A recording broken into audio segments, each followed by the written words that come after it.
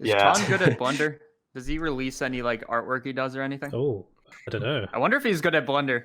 I think he just codes. I think that's it. I don't know though. Just codes models. Oh god, I wish we could get him on here one day. Well, it's just Yeah. invite him to the server. Yeah. I know. He's Oh, you a have his co-author book? on this. Is book. that his book? Whoa. Oh, the co-author. It's very old, but it's I remember like that book. by Yeah. it's by Ton Roosendahl and Oh wow. Roland Hess. Wow. Right. But it's like it's old. So he used it at one point. I'm trying to find a picture of the interface. It's awful. It's so bad. Is it the one where everything's at the bottom, like all the parameters? Yes, Yeah. absolutely. Oh, it's Yeah, classic. every year I opened it up and I'm like, there was like two things. One was the little lifesaver raft in the middle, the 3D cursor, and the other was the fact that all the menus were at the bottom. I'm like, nope, can't use it. I Close it remember being again. So next confused. year, oh Yeah. yeah, me too. Oh god, 2.79 was a godsend to me. I was like, I could use this. This is Yeah. awesome. And I started using it for freelance work, and I'm like, all right, this is great. Yeah. And 2.8. I got so used to 7.9, like all the hotkeys, right click select and everything, but I forced myself to relearn the muscle memory for 2.8. There's So did I. the main Blender interface. It's like Oh yeah. Yes. all at the bottom there. It's so bad. It looks Classic. really probably not worth anymore. Yeah. No, you know what would be? That'd be a cool Daniel Kraft type video. It's like I should try to follow along with like some of the chapters in here and be like, I can't find this button. Using And it's just Blender's like, first find this version. Yeah. Making the that donut actually in really Blender cool. 2.1. CG artist goes back in time to old software. Yeah, I think Does that's CG Cookie do that? It's like they do this like weird thing where they do tutorials, but they go back to older versions. Or maybe I just don't understand it. Maybe they have videos Yeah. archived that they haven't released yet. They do. I think they did that as they started uploading old content as like CG Cookie classics, which is kind of brilliant, but also kind of I don't know how I feel about that because it's like it's repurposing old content. And some of the things are still valid, obviously, like some of the workflow and just general processes still exist, but I don't think it would be wise to actually try to follow that. I think you would have to have a very good grasp on Blender already. Because, there's a lot of times I will look at, if I'm trying to figure out something technical, I can look at a post from 2012 describing how to do it. And yeah, a screenshot is not going to help at all, but, general workflow process or like a term, knowing what to search for can be very helpful. But yeah, to actually try to follow, especially with like a video tutorial, something old, I think would be difficult. That's a good way to make people Yeah. mad. Maybe I'll like transition into doing all my tutorials in like some older version I pick. I bet That I would could be- swing it. People would be mad, but if I do it Do it after on 2 purpose, videos, they realize that they gotta learn to be fine with it. That'd Don't be so even mention funny. I feel like there's a lot of people who said that they like weren't going to use 2.8. They're like, no, like I'm just going to like stick with this. And it's like, I thought Sure, that way at sure. first. I was Yeah. like, I knew People I would were have so to change angry. eventually. How far back can you go, like downloading previous versions? Well, I've if you done can 4.9, download but you could go way back. no, wait. Yeah, I I think think you get like decades ago.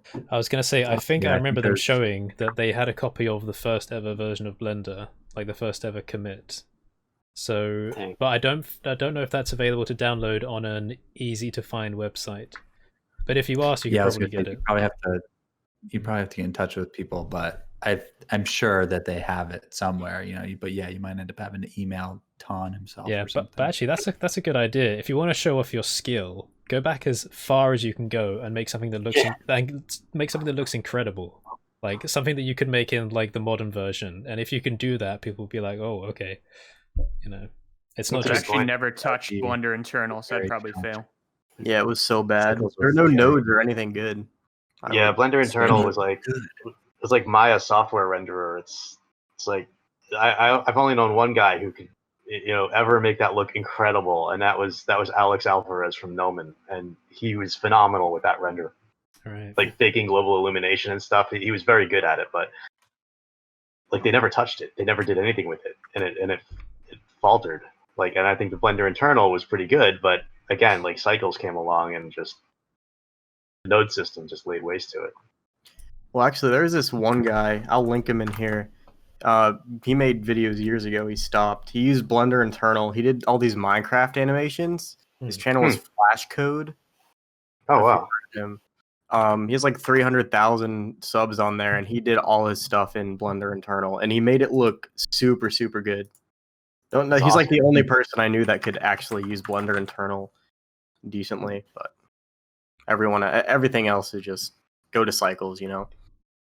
Yeah. Last Makes me week, think what the next thing is going to be. We had Cycles. We had Eevee.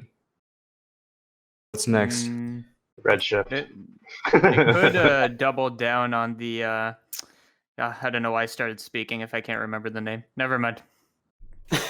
I think Eevee is probably like at least in my opinion, that's like the end kind of. It's just real time workflows, and I think that would improve to the point of like being the main like use case, like just like that type of renderer, like a real time workflow. I think there Yeah, are like, probably ways for them to use Cycles functionality to enhance Eevee renders even more. I feel like, just to combine them. Yeah, maybe like more merging. Yeah, Mhm. for more accurate reflections, there's always room for improvement there, and stuff like that. Combining So- like the bounce lighting data from Cycles into a render from Eevee, So Cycles could take features from LuxCore. People who know what's up know what's up. There's something called like bi-directional, makes glass look better than whatever Cycles does now. And for Eevee, they could just copy whatever Yeah. Unreal's doing.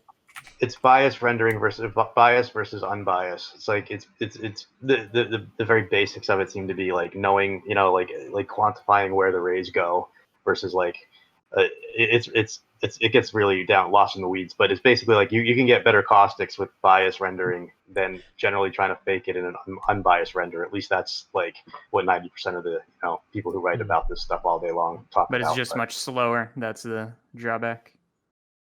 I don't know, because it caches out. You can cache out, rays. So, in some ways, after you cache it sometimes I've done renders with caustics and they can go faster that way, but it takes caching all the data first. So, I think like Mental Ray had final gathering and photon mapping and stuff. I'm trying to remember, but you could get it to a point where it's faster than just an unbiased, spray and pray kind of methodology, but. There's a lot more technical terminology lost in the weeds on that one, but it's Cycles I think is right now unbiased. So and Eevee's a rasterizer.